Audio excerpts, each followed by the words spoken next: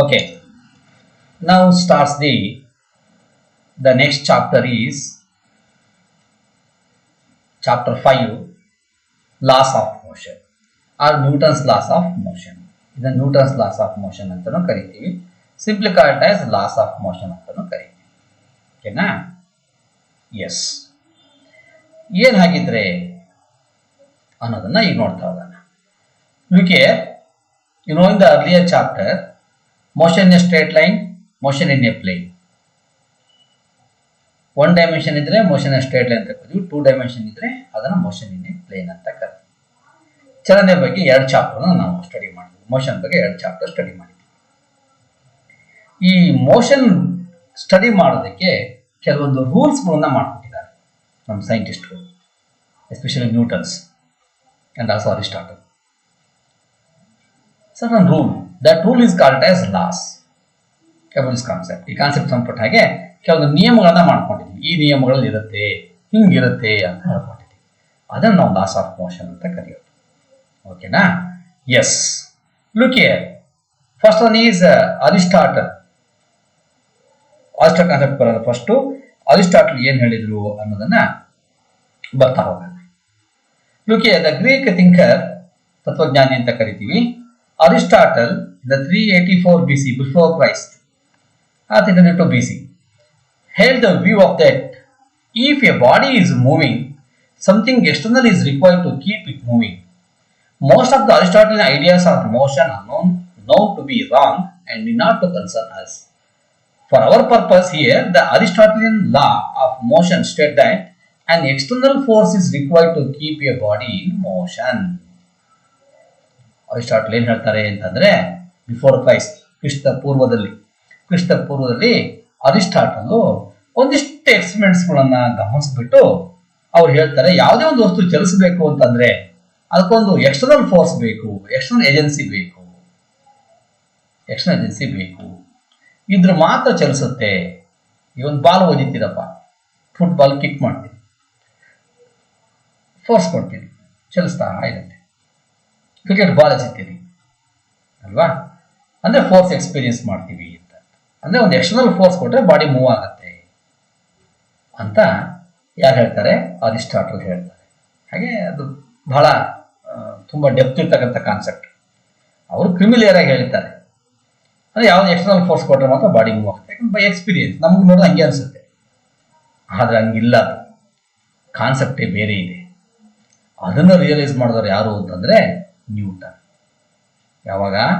ಇನ್ 16th century, 16ನೇ ಶತಮಾನ, ಕ್ರಿಸ್ತ ಪೂರ್ವ 384-322 ಹೇಳಿರ್ತಕ್ಕಂಥ ಕಾನ್ಸೆಪ್ಟ್ಸ್ ಅನ್ನ 16ನೇ ಶತಮಾನದಲ್ಲಿ ನ್ಯೂಟನ್ಸು ನಮ್ಗನ್ನು ರಿಯಲೈಸ್ ಮಾಡಿಸ್ತಾರೆ.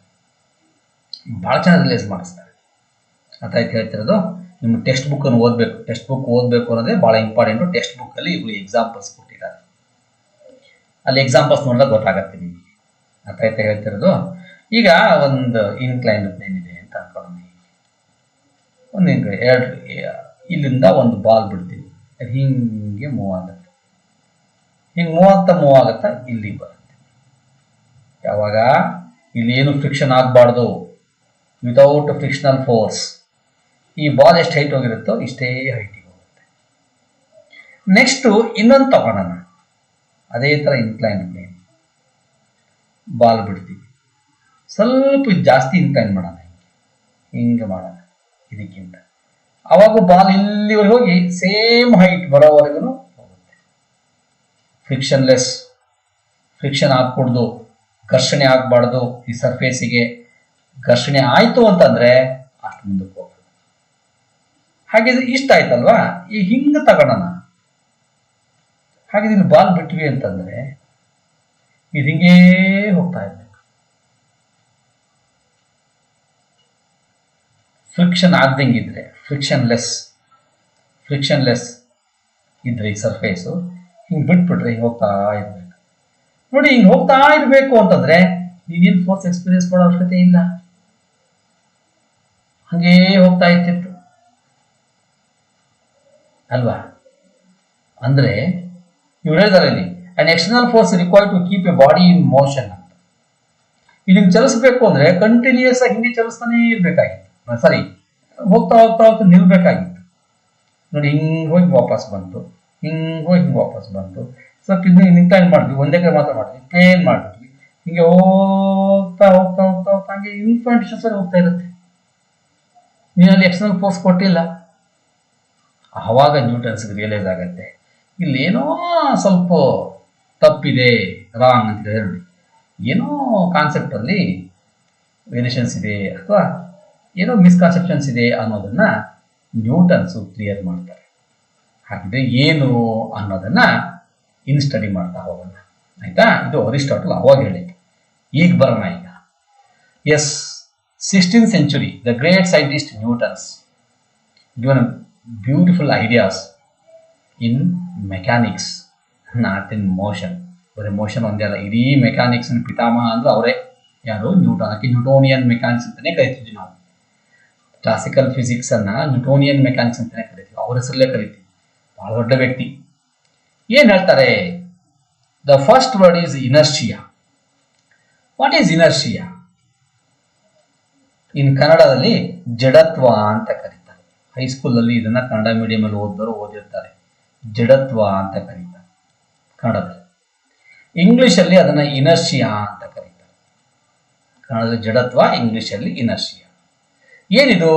The fundamental property of a body to be in its state of rest or uniform motion is called inertia. ಅಥವಾ the ability of a body to change its state of rest or uniform motion by itself is called inertia. ಎಷ್ಟು ಕಷ್ಟ ನೋಡಿ. The fundamental property of a body to be in its state of rest or uniform motion is called inertia. ಇದು ಒಂದು ವಸ್ತುವಿಗೆ ಇರ್ತಕ್ಕಂಥ ಮೂಲಭೂತವಾಗಿರ್ತಕ್ಕಂಥ fundamental, ಮೂಲಭೂತವಾಗಿರ್ತಕ್ಕಂಥ ಜ್ಞಾನ. ಏನು? To be in its state of rest. ಒಂದು ವಸ್ತು ರೆಸ್ಟ್ ಅಲ್ಲಿದ್ರೆ ರೆಸ್ಟ್ ಅಲ್ಲೇ ಇರುತ್ತೆ. Or of uniform motion, uniform motions ಅಲ್ಲಿ ಚಲಿಸ್ತಾ ಇದ್ರೆ ಚಲಿಸ್ತಾನೇ ಇರುತ್ತೆ. That is called as inertia, ಜಡತ್ವ ಅಂತ ಕರಿತೀವಿ. The fundamental property of a body to be in its state of rest or uniform motion is called inertia. Yes, ಇನ್ನೊಂದು pen ಇಟ್ಟಿದ್ದೀನಿ. ಇವತ್ತಿಟ್ಟು ಅಲ್ಲೇ ಇರುತ್ತೆ, ನಾಳೆ ಬಂದಿಟ್ಟು ಇಲ್ಲೇ ಇರುತ್ತೆ, ನಾಡ್ದು ಬಂದು ಇಲ್ಲೇ ಇರುತ್ತೆ. To get rest it's a fundamental property of the body. ಇದು ಬಹಳ ಸುಲಭ ಅರ್ಥ ಆಗುತ್ತೆ. To be in state of rest, fine. And or uniform motion, ಚಲಿಸ್ತಕ್ಕಂಥ ವಸ್ತು ಚಲಿಸ್ತಾನೇ ಇರುತ್ತೆ ಅಂತ ಹೇಳ್ತಾರೆ. ಇದು ಸ್ವಲ್ಪ ಕಷ್ಟ. ಇಂಥ ಗುಣವನ್ನು ನಾವು ಏನ್ ಕರಿತೀವಿ? ಜಡತ್ವ ಅಂತ ಕರಿತೀವಿ. This is the fundamental property of a body to be in its state of rest or uniform motion is called inertia. Or the inability of a body to change its state of rest or uniform motion by itself is called as inertia.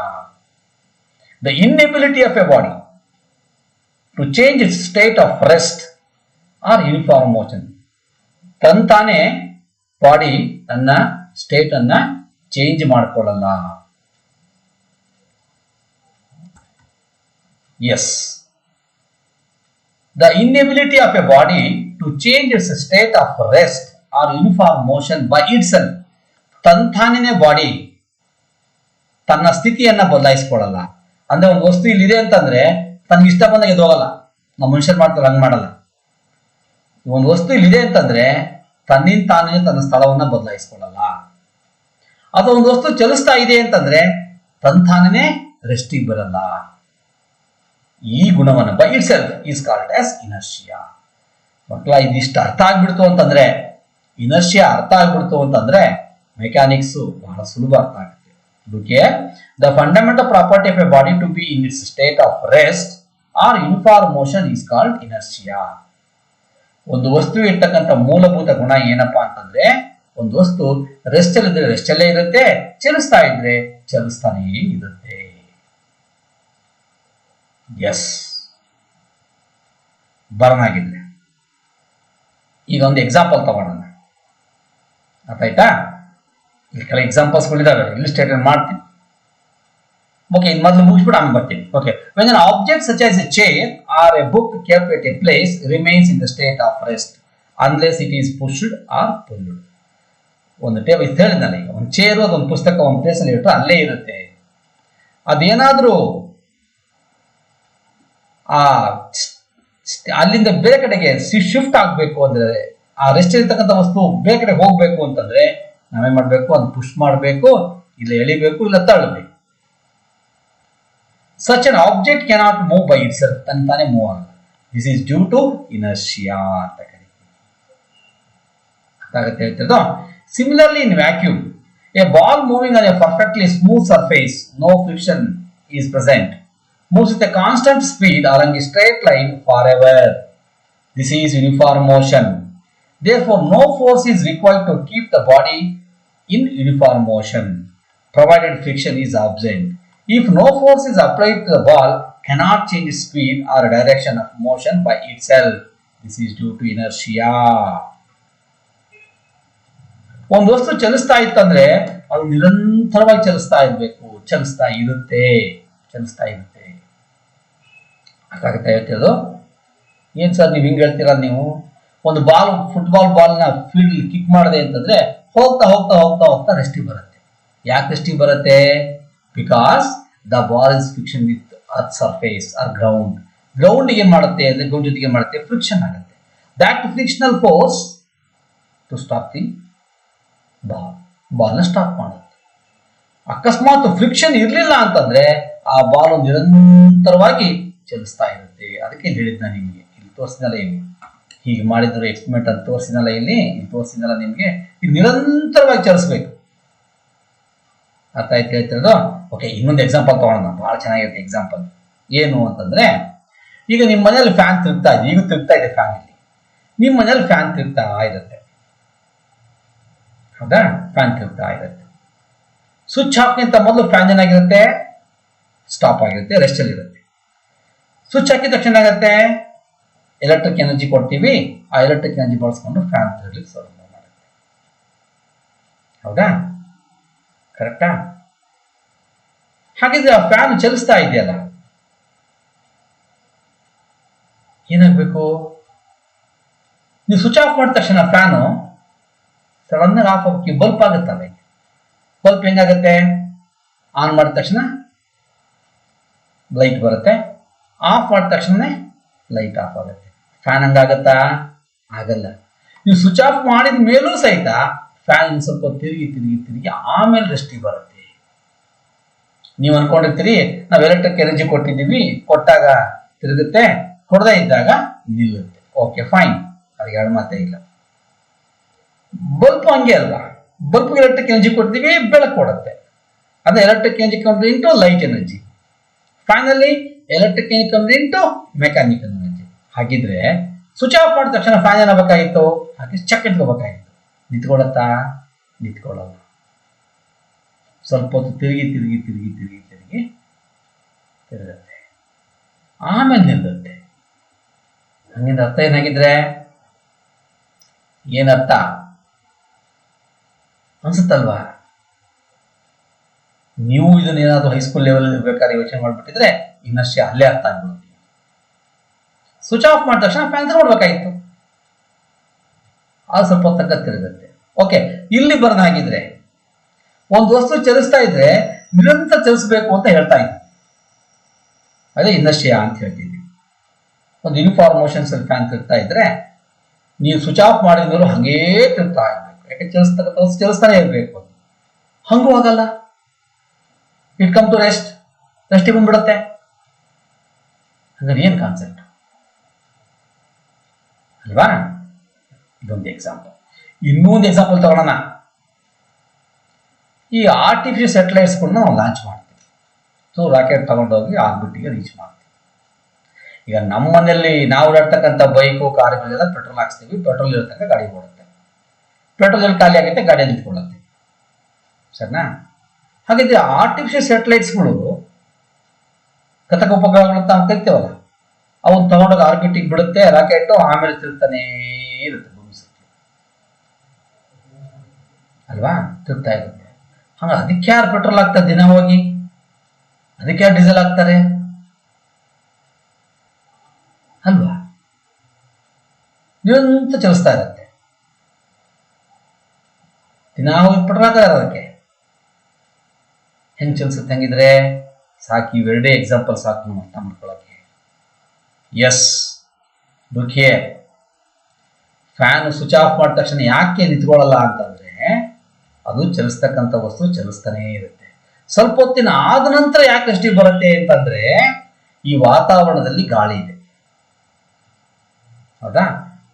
ಈ atmosphere, ಈ ಗಾಳಿಗೂ ತನ್ನದೇ ಆಗಿರ್ತಕ್ಕಂಥ ಒತ್ತಡ ಇದೆ. Atmospheric pressure ಅಂತ ಕರಿತೀವಿ, ಗಾಳಿಯ ಒತ್ತಡ ಅಂತ ಕರಿತೀವಿ. ಎಲ್ಲಿ ಪ್ರೆಷರ್ ಇರುತ್ತೋ ಆ ಗಾಳಿಗೂ ಒಂದು ಬಲ ಇರುತ್ತೆ. ಅದಕ್ಕೆ ಏರ್ ರೆಸಿಸ್ಟೆನ್ಸ್ ಅಥವಾ ಏರ್ ಫೋರ್ಸ್ ಅಂತ ಕರಿತೀವಿ.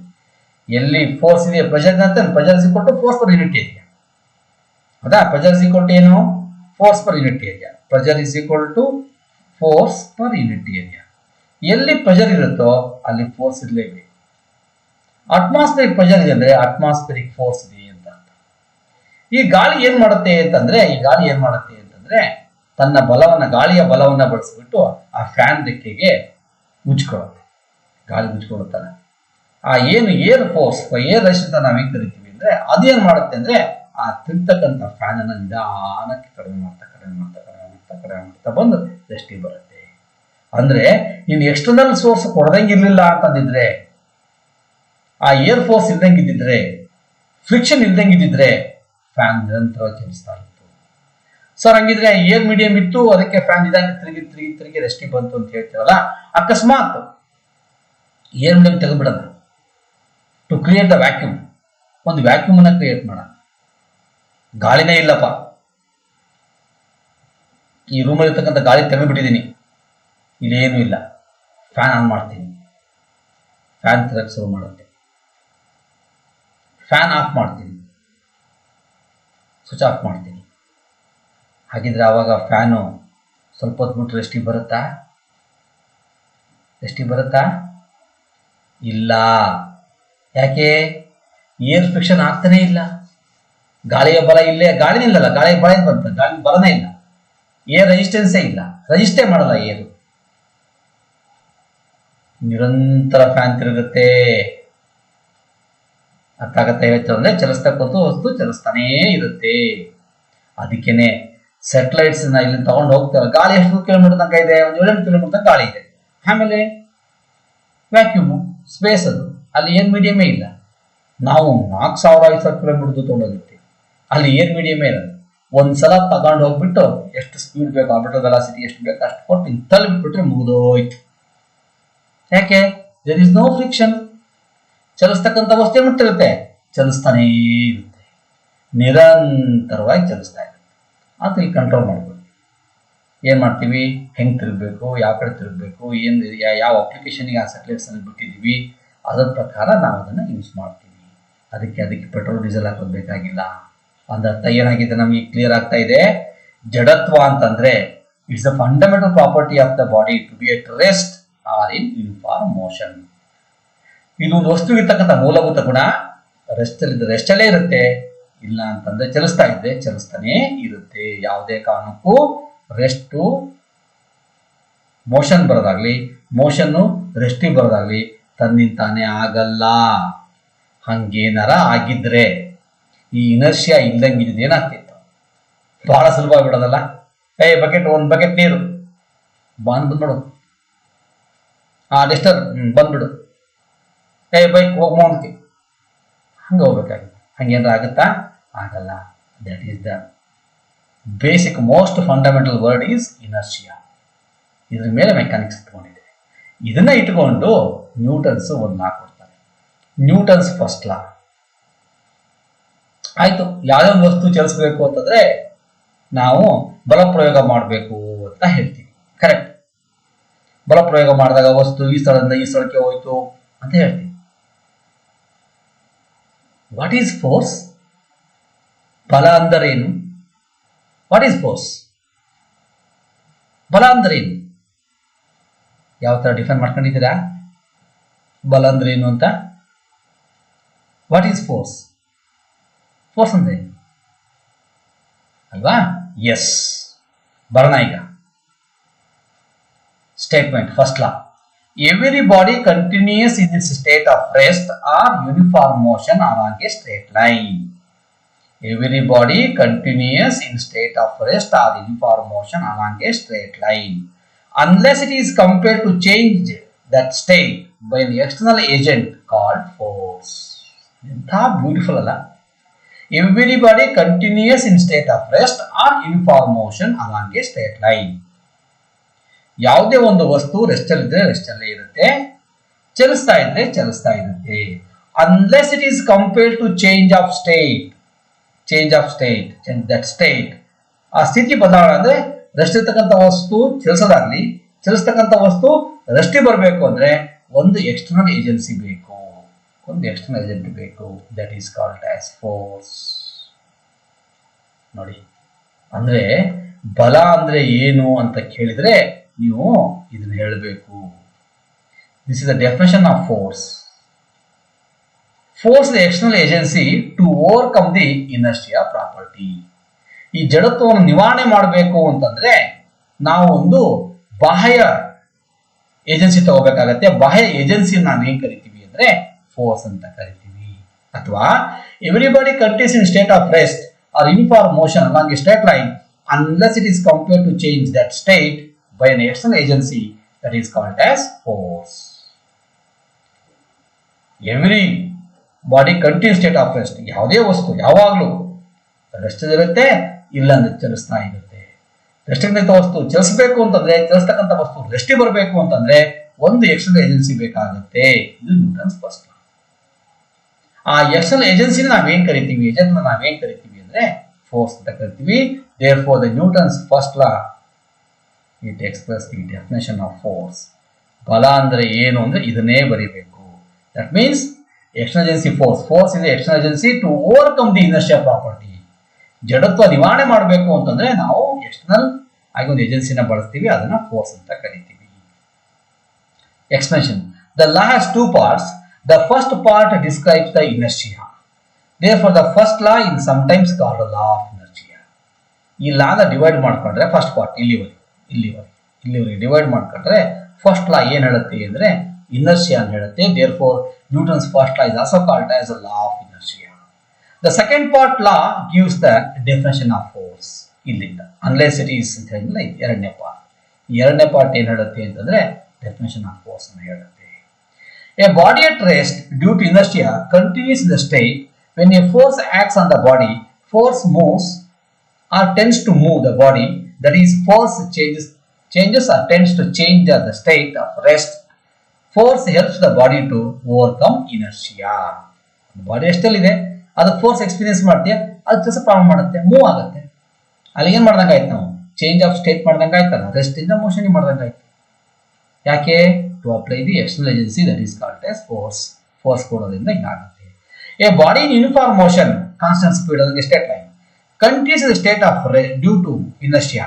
When force acts on such a body, force changes or tends to change the speed or direction of motion. The force changes or tends to change the state of uniform motion. Force helps the body overcome the inertia. ಇಲ್ಲೂ ಅಷ್ಟೇ, ಒಂದು ball field ಅಲ್ಲಿ ಹೋಗ್ತಾ ಇದೆ ಅಂದ್ರೆ ಹೋಗ್ತಾ ರೆಸ್ಟಿ ಬರುತ್ತೆ ಅಂದ್ರೆ ಅದು ಫ್ರಿಕ್ಷನಲ್ ಫೋರ್ಸ್ ಏನ್ ಮಾಡುತ್ತೆ ಅಂತಂದ್ರೆ ಇದನ್ನ ರೆಸ್ಟಿ ತಗೊಂಡ್ಬರುತ್ತೆ. Yes, note. In ordinary condition, due to the presence of friction, object set in motion on a surface does not continue to move forever, but they gradually slow down and finally come to rest. Yes, ಯಾಕೆ ಅಂತ ಗೊತ್ತಾಯ್ತಾ ಹೇಳಿದ್ನ ನಿಮಗೆ. Frictional force, ಒಂದು ಗಾಳಿ fan ರೆಸ್ಟಿಗೆ ಬರೋದಾಗಿರ್ಬೋದು, ball field ಉಳ್ತಾ ಹೋಗ್ತಾ ರೆಸ್ಟಿಗೆ ಬರೋದಾಗಿರ್ಬೋದು, because of friction. Yes, definition of force.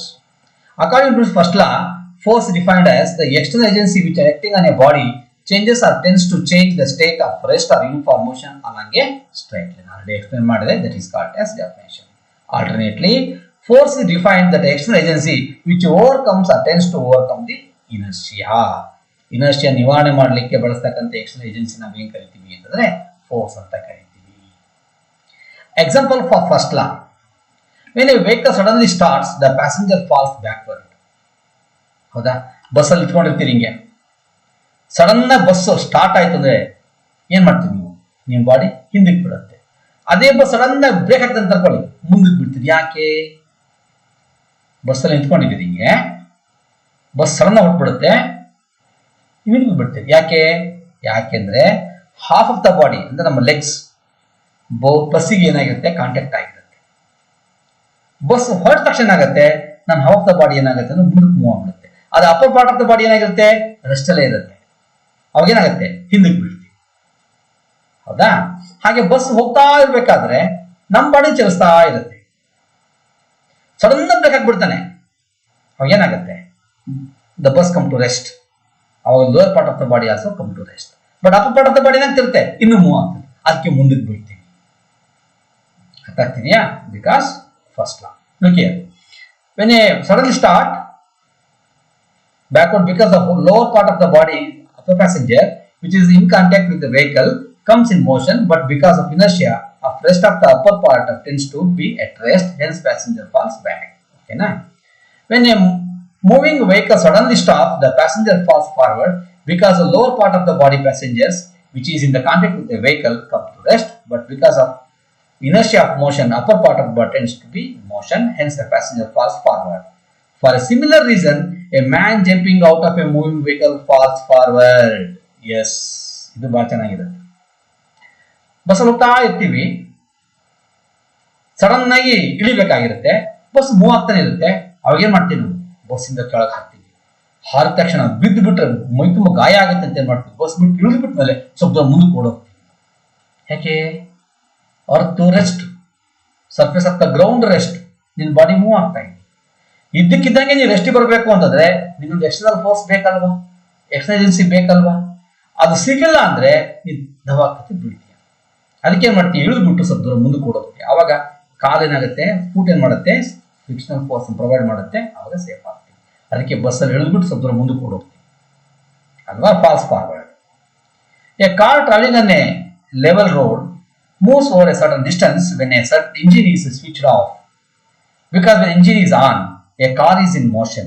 When the engine is switched off, because of the tendency of the car to be in motion due to inertia of motion, it moves over a certain distance, and because of friction between the tires and the road is finally stopped. Fan ಬಗ್ಗೆ example ಹೇಳಿದ ಅದರ car ಹೋಗ್ತಾ ಇರುತ್ತೆ, ನೀ car of ಮಾಡ್ತೀಯಾ, ಏನಾಗಬೇಕಾ, sudden ನಿಲ್ಬೇಕಾದ್ರೆ ಹೇಳ್ತಾರೆ. Fan example ಹೇಳಿದ್ರೆ ಅದೇ ಸೇಮ್ ಎಕ್ಸಾಂಪಲ್. ಕಾರ್ ನಿಲ್ಬೇಕಾಗಿತ್ತು, ನಿಲ್ಲಲ್ಲ, ಇನ್ನೂ ಸ್ವಲ್ಪ ದೂರ ಹೋಗಿ ಹೋಗಿ ಹೋಗಿ ನಿಲ್ಲುತ್ತೆ. ಅವಾಗ ಏನಾಗುತ್ತೆ, ಫ್ರಿಕ್ಷನಲ್ ಫೋರ್ಸ್ ಏನ್ ಮಾಡುತ್ತೆ, ಟೈರ್ ಉಜ್ಜಿ ಉಜ್ಜಿ ಉಜ್ಜಿ ಉಜ್ಜಿ ನಿಧಾನಕ್ಕೆ ರೆಸ್ಟ್ ಬರುತ್ತೆ. ಇದು Newton's first law. Every body in the continues state of rest or uniform motion unless it is compared to change of state by an external agency is called as force. Therefore, Newton's first law is called as law of inertia, and also it gives a definition of force. ಅಂದ್ರೆ ಎರಡನೇ Newton ಮೊದಲನೇ ನಿಯಮ ಏನ್ ಹೇಳುತ್ತೆ ಅಂತಂದ್ರೆ, ಇದು ಇನರ್ಷಿಯಾದ ಲಾ of inertia, ಜಡತ್ವಕ್ಕೆ ಒಂದು ನಿಯಮ ಅಂತ ಹೇಳುತ್ತೆ, ಜಡತ್ವದ ನಿಯಮ ಅಂತ ಹೇಳುತ್ತೆ. ಮತ್ತೆ ಫೋರ್ಸ್ ಬಲ ಅನ್ನೋದಕ್ಕೆ ಡೆಫಿನೇಷನ್ಸ್ ಅನ್ನ ಕೊಡುತ್ತೆ. Next concept is momentum, discuss ನ ನೆಕ್ಸ್ಟ್